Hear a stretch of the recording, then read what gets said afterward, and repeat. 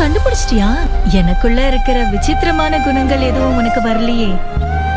அப்படின்னா அது சரி, மினாட்டோ எதுவும் உன்கிட்ட சொல்லலையா? எல்லாம் அவரை சொல்லணும்.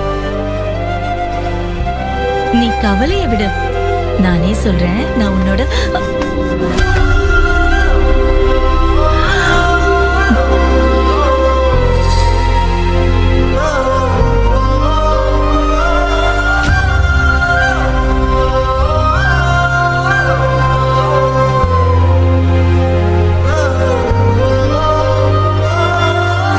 உங்களை சந்திக்கதான் இத்தனை வருஷமா நான் காத்துக்கிட்டு இருக்கேன் தெரியுமா?